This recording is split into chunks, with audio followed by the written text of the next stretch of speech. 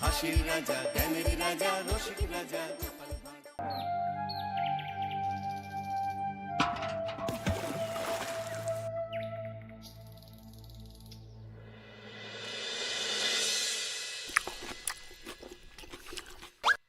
জল নেই? জল শেষ হয়ে গেল নাকি? এই জানো তো, গ্রামের সব জলাশয়ের জলস্তর না নেমে গেছে, পুকুরও শুকিয়ে গেছে, কুয়োতে জল অনেক নিচে চলে গেছে। কি যে হবে কে জানে। এই বছর তো বৃষ্টি হয়েছে কম, তার উপর মানুষজন জল ব্যবহারের চেয়ে নষ্ট করে বেশি। দেখি, মহারাজকে বলতে হবে।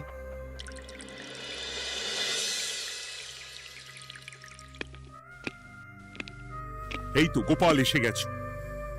শুনেছো, রাজ্যের সকল জলাশয়ে শুধু শুনিনি, চাক্ষুষ দেখেছি, আর এর কারণ ও তার সমাধানও ভেবে এসেছি মহারাজ। তুমি কি বলতে চাইছো সেটা বলো না খোলসা করে। মহারাজ, আসন্ন দিনে জলাভাব মেটানোর একটাই উপায়, তা হলো প্রজাদের উপর কর চাপানো। মহারাজ, আমার ঠাকুরদা বলতেন, যা মেলে মূল্য বিনে তার মূল্য কে আর জানে। আমরা যেহেতু জলের মতো এত মূল্যবান সম্পদ বিনামূল্যে পাচ্ছি, তাই একে গুরুত্ব দিতে শিখিনি। সবাই মিলে দেদার জলের অপচয় করছি। আমি এই অপচয়ের বিরুদ্ধে কর বসানোর পরামর্শ দিচ্ছি মহারাজ। জলের জন্য দেবে দাম, ছুটে যাবে কাল ঘাম। হ্যাঁ, যখনই জলের জন্য কর দিতে হবে, তখনই জলের অপচয় বন্ধ হবে। এতে লাভটা কি হবে গোপাল? মানুষ কম জলে কাজ করা শিখে যাবে, ফলে আগামী দিনে যদি জল সম্পদ কমেও যায়, এই কৃষ্ণনগরের প্রজারা আগে থেকেই তার জন্য প্রস্তুত হয়ে যাবেন। কিন্তু আমি আমার প্রজাদের কাছ থেকে জলের দাম নেব গোপাল? না মহারাজ, কর বাবদ যে অর্থ উপার্জন হবে, তার সাথে আপনার দান মিলিয়ে রাজ্যের মধ্যে একটা বিরাট কৃত্রিম জলাধার বানানো হবে। বাহ বাহ বাহ! যেখানে বৃষ্টির জল সংরক্ষণ করা যাবে মহারাজ। এতে সারা বছর ধরে আর কোনো জলের অভাব থাকবে না মহারাজ। গোপালের প্রস্তাব বড় ভালো লেগেছে। আগামী দিনে ইতিহাসে এই কর্মযজ্ঞের কথা লেখা থাকবে বলেই আমার বিশ্বাস। আর তাই আমি গোপালকে এই মুহূর্তে 50টি স্বর্ণমোহর উপহার দেব বলে ঘোষণা করছি। সাধু সাধু সাধু।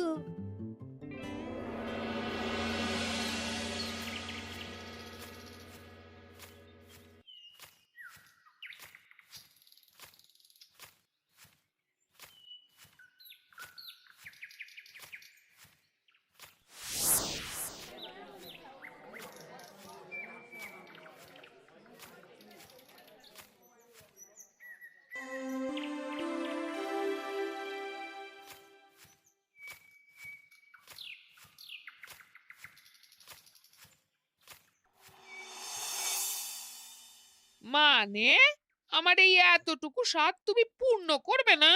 আমি কি নিজের জন্য চেয়েছি নাকি? সবই তো পাবে তোমার মেয়ে আর জামাই। হ্যাঁ, সে বুঝেছি গিন্নি, তাই বলে এতগুলো মুদ্রা আমি খরচ করতে পারবো না। পারবে না? আমি তাঁতির বাড়ি থেকে মেয়ে জামাইয়ের জন্য কয়েকটা শাড়ি আর ভালো পাঞ্জাবি কিনে একটু পাঠাবো। কিন্তু এখন আমার কাছে অত মুদ্রা নেই গিন্নি, পরে পেলে আমি ঠিক তোমার স্বাদ পূরণ করব। আবার বাজে কথা বলার জায়গা পাও না তুমি। এতক্ষণ কোথায় ছিলে গো? আমি বেলায় নদীর পাড়ে গিয়েছিলাম, তখন কমলা আমাকে বললো তোমায় নাকি দেখেছে। কি দেখেছি?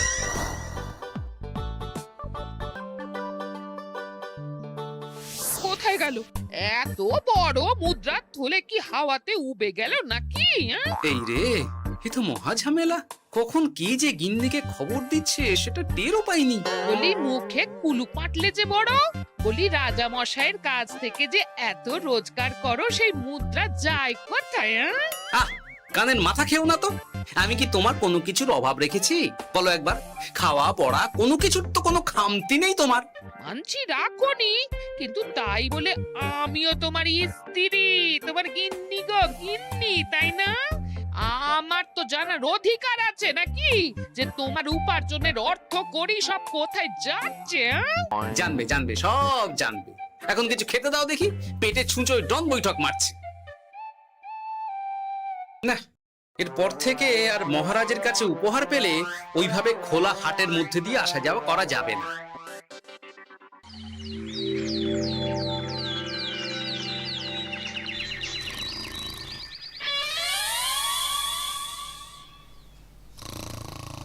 তোমার আর কোনো চিন্তা নেই গোপাল, আমি তোমার মাসোহারা তো বাড়িয়ে দিলাম, সঙ্গে প্রত্যেক দিন তুমি 10 মোহর করে পারিতোষিক পাবে। এই নাও।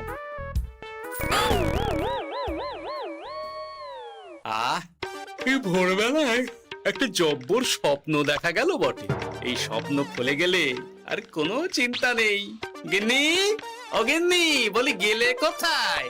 গিন্নি, সারা নেই। ও গিন্নি, রাগ করলে নাকি গো? আরে এসো এসো, এমন একটা স্বপ্ন দেখেছি না যে তোমার আর কোনো চিন্তা থাকবে না গিন্নি। মোহর আর মুদ্রা একেবারে ঝরে পড়বে গো।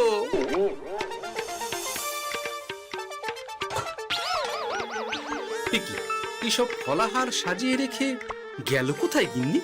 নিজের বাপের বাড়িতে তো যাবে না, কেউ নেই সেখানে। মেয়ের বাড়ি গেল নাকি?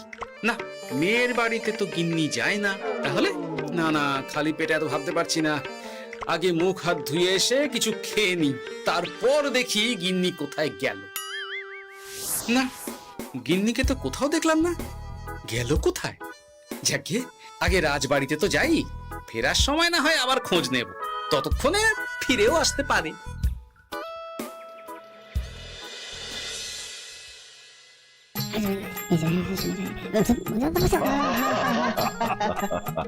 বাহ বাহ বাহ, একেই বোধহয় বলে সঙ্গগুণ।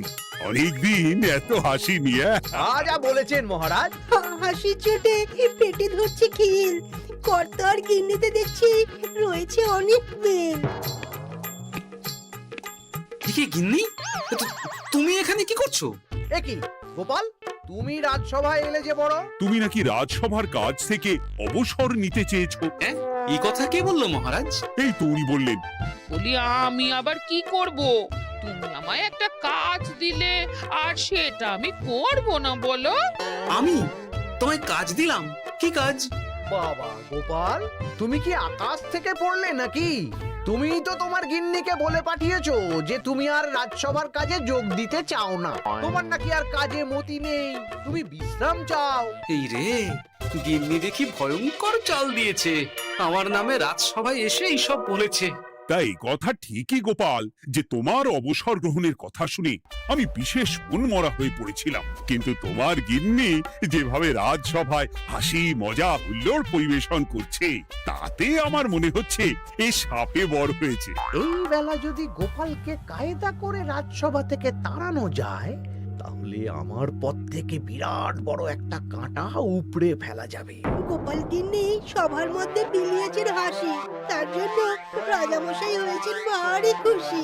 হ্যাঁ গোপাল, তাই আমি ঠিক করেছি তোমার স্থানে আমি তোমার গিন্নিকেই বহাল করব। হ্যাঁ, তোমার সঙ্গে ঘর সংসার করে ওর বুদ্ধি বেশ খোলতাই হয়েছে, সেটা বোঝাই যাচ্ছে।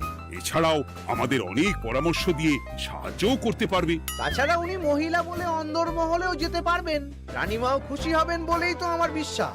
কি গোপাল গিন্নি, তোমার এই কাজ করতে কোনো আপত্তি নেই তো? আপত্তি কেন থাকবে মহারাজ? আমি ধন্য আপনি আমায় এত বড় সম্মান দিচ্ছেন বলে। এ তুমি আমার কত বড় সর্বনাশ করলে গিন্নি। তুমি কিনা শেষে আমার চাকরিটাই খেলে। এটা গোপালের জন্য বড় ভালো হলো, তাই না?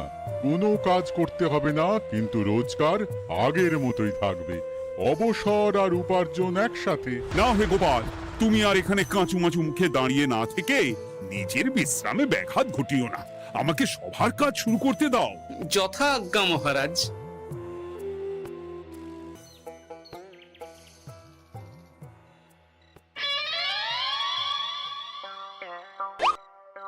মানে মহারাজ সমস্যার সমাধান করতে দিয়েছেন তোমাকে, আর তার উত্তর দেব আমি? কেন? তুমি আমার চাকরি খাবে আর তোমার সেই চাকরি রাখার দায় নেব আমি? হ্যাঁ হ্যাঁ, নেবে। মানে কাল রাজসভায় মহারাজের সমস্যার সমাধান করব, সেই মতো কথা দিয়ে এসেছি। হ্যাঁ, আগাম 10টা মুদ্রাও বাগিয়ে এনেছি। তার থেকে তোমায় একটা মুদ্রা দিলাম, এখন মানে মানে আমাকে উত্তর বলে দেবে, না হলে আমি কেন দেব? আমি পাবো একটা মুদ্রা, আর তুমি আমার কাছে উত্তর জেনে নিয়ে সেটাই বলে পাবে 9 মুদ্রা। কিছুতেই না। বলবে না? না। তাহলে ভালো করে শুনে রাখো, আজ থেকে ঘরের উনুনে হাঁড়ি চড়বে না। চাকরি তো খুইয়েই পেরেছো, এবার না খেয়ে প্রাণটা খোয়ানোর জন্য তৈরি হয়ে যাও। হ্যাঁ, ওরে বাবা, এমন কথা কেন বলছো গো গিন্নি? তুমি তো জানো যে খিদে একদম সহ্য করতে পারি না। এখন যদি তুমি এইসব বলো তাহলে আমার রক্ষে নেই গো। বেশ, তাহলে আমি যা জানতে চাইছি শ্বশুর শ্বশুর করে বলে ফেলো দেখি। এ আমি কি শাঁখের করাতে পড়লাম রে বাবা।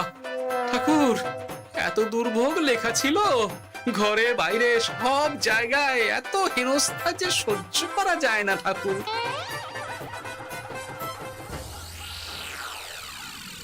একেই তো বলে গো গিন্নি, মেঘ না চাইতেই জল। এতদিন কতভাবে চেষ্টা করেছি গোপালকে রাজসভা থেকে তাড়াবার, আর গোপাল নিজেই কিনা রাজসভা থেকে পালিয়ে গেল। সব বলছো? তোমার শরীর ঠিক আছে তো?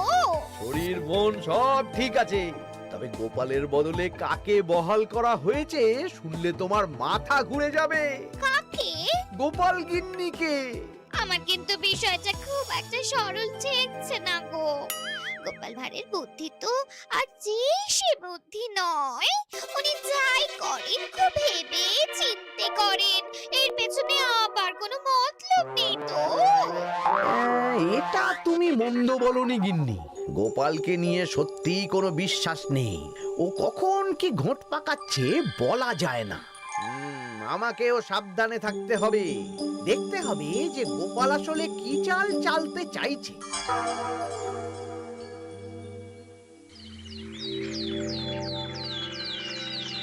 হ্যাঁ গোপাল গিন্নি, এই একটাই প্রশ্ন আমায় সারা রাত ধরে জাগিয়ে রেখেছে।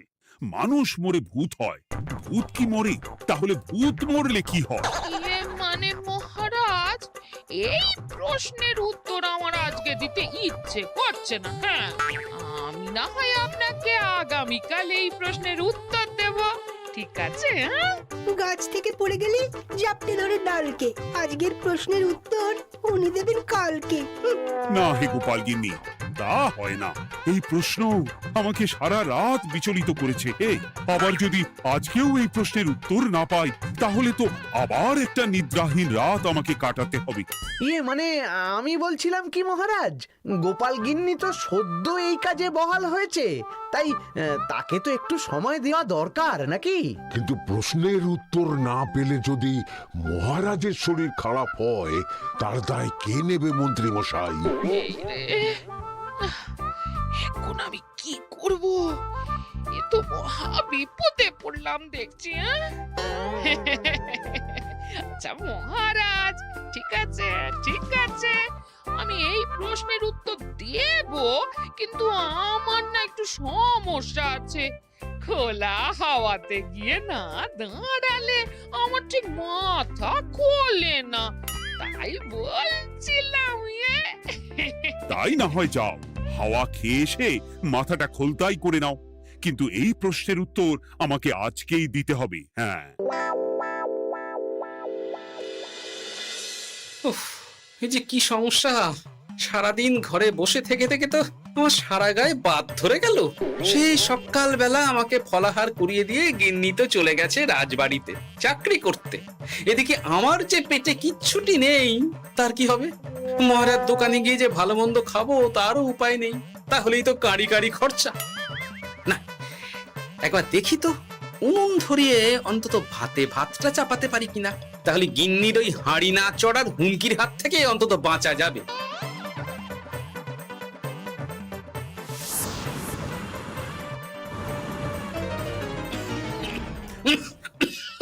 ও বাবা গো, ও বাবা, এত কেসে কেসে সোজা শেষ যাত্রা হয়ে যাবে আমার। না, এর চেয়ে না খেয়ে মরাও ঢের ভালো। দেখি তুমি বাড়িতে কেন? এত হাঁপাচ্ছ কেন? ষাঁড়ে তাড়া করেছে নাকি? আরে না গো, মানুষ মরে ভূত হয়, ভূত কি মরে? তাহলে ভূত মরলে কি হয়? খোলা হাওয়াতে গিয়ে না দাঁড়ালে আমার ঠিক মাথা খোলে না। ও, এই হলো ব্যাপার। বেশ, এর উত্তর তোমায় আমি বলে দিচ্ছি। ভূত মরে প্রথমে এক ঝুড়ি অন্ধকার হয়, সেই অন্ধকার হাওয়াতে উড়ে বেড়ায়।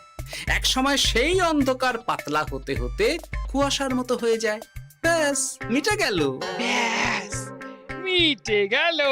যদি রাজা মশাই এই কথা বিশ্বাস না করেন, তুমি হলপ করে বলবে আপনি যখন মরবেন একদম মিলিয়ে নেবেন মহারাজ, এর চেয়ে এক পা এদিক ওদিক হয় না যেন। হ্যাঁ, এই না হলে তুমি গোপাল ভাঁড়।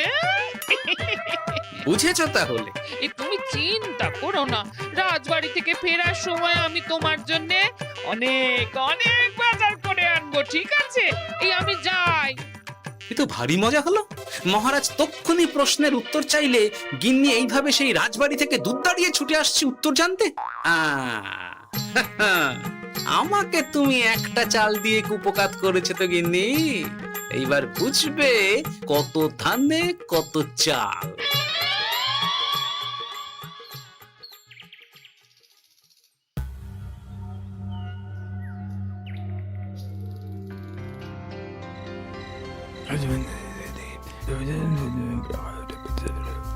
বুঝেছিস তো তোর কাজটা? খুব বুঝেছি গোপাল দাদা।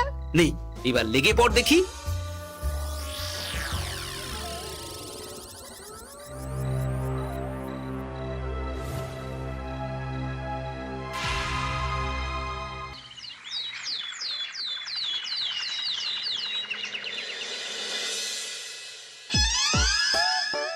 তাহলে আর বলছি কি তোমাদের, সকালবেলায় উঠে দেখি মুখের এই হাল। এই কাণ্ড কি করে হলো মহারাজ? তার আমি কি জানি। আমি সকালে উঠে আয়নায় নিজেকে এই অবস্থায় দেখে খুব চিন্তায় রয়েছি। গোপাল গিন্নি, আগে মহারাজ, গোপাল থাকলে যে কাজ করতো সেটা তো তোমাকেই করতে হবে। বলতে হবে এর সমাধান কি। হ্যাঁ মানে আমি হ্যাঁ হ্যাঁ, আমার মনে আছে। তোমার তো আবার হাওয়া না খেলে চলে না। যাও যাও, তাড়াতাড়ি হাওয়া খেয়ে এর উত্তর নিয়ে এসো।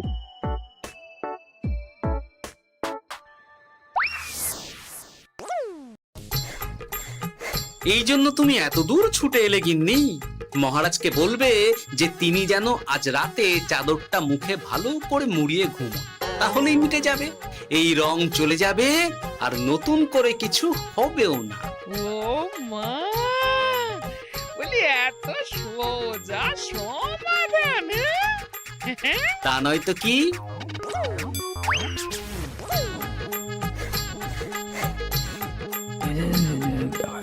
কাল সারা রাত আকাশে একবার দেখলাম চাঁদ উঠেছে, আর একবার দেখলাম ঘোর অমাবস্যা। এর কারণ কি? একই রাতে দুই তিথি হয় কি করে? মানে আর একটা সমস্যা। হ্যাঁ, এটা আগে বললেই তো হতো মহারাজ।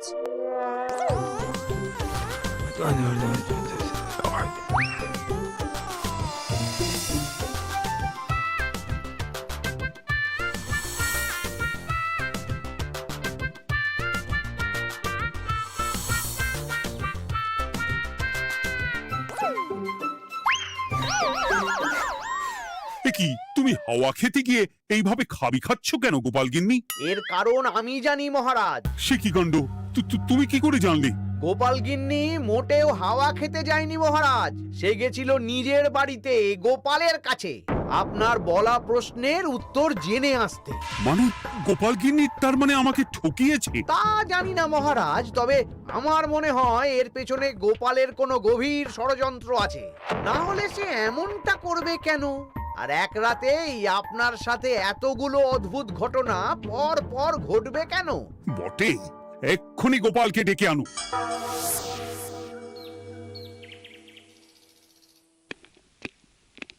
না মহারাজ, আমি সত্যি অবসর চেয়েছিলাম, আর তাই আমার গিন্নি আপনার কাছে এসে বলেছিল। ওর কোনো দোষ নেই মহারাজ। না মহারাজ, আমি মিথ্যে কথা বলেছি। হ্যাঁ, উনি আপনার কাছ থেকে পাওয়া সোনার মোহর নিয়ে বাড়ি যান না, তাই আমি ওকে শায়েস্তা করতে এই ফন্দি করেছিলাম। আসলে মহারাজ, আমি আপনার কাছ থেকে পাওয়া সোনার মোহর জল প্রকল্পের কাজে লাগাবো বলে কিছু জনকে নিয়ে একটা দল গঠন করতে গিয়েছিলাম। আর তাদের কাছেই ওগুলো রেখে এসেছি। এটা যদি আমার দোষ হয় তাহলে আমি ক্ষমা প্রার্থী মহারাজ। সাধু গোপাল, সাধু তোমার উত্তর। এই কাণ্ড! আর এদিকে রাজবাড়ি থেকে বাড়ি আর বাড়ি থেকে রাজবাড়ি করতে করতে আমার প্রাণ ওষ্ঠাগত হয়ে গেছে মহারাজ। ওহ, আমার ঘাট হয়েছে, আপনি আমায় ক্ষমা করে দিন মহারাজ। হুম, এইবার মজার টের পেয়েছ তো গিন্নি? আপনি আপনার আদরের গোপাল ভাঁড়কেই তার চাকরি ফিরিয়ে দিন মহারাজ। আমি যাই আমার হেসেল সামলাতে। কেলে পচা খুব ভালো করেছে বলতে হবে।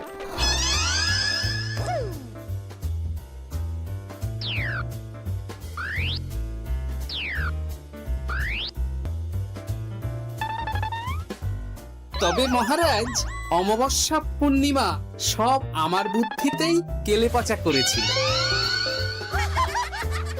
আপনার ওই মুখের রং, ওটি একটি বিশেষ রং যার আয়ু একদিন, তাই ওটা এমনিই মিলিয়ে গেছে। হ্যাঁ, সেই বরং ভালো। তুমি তোমার গিন্নিকে নিস্তার দাও গোপাল। তাছাড়া আমিও আমার গোপালকে ছেড়ে আর থাকতে পারছি না। যথা আজ্ঞা মহারাজ। আমারও যে আর এই অবসর ভালো লাগছে না মহারাজ। গোপাল ছাড়া রাজসভা যে লাগে ফাঁকা ফাঁকা, তাই তো আবার চাকরিতে তাকে বহাল রাখা।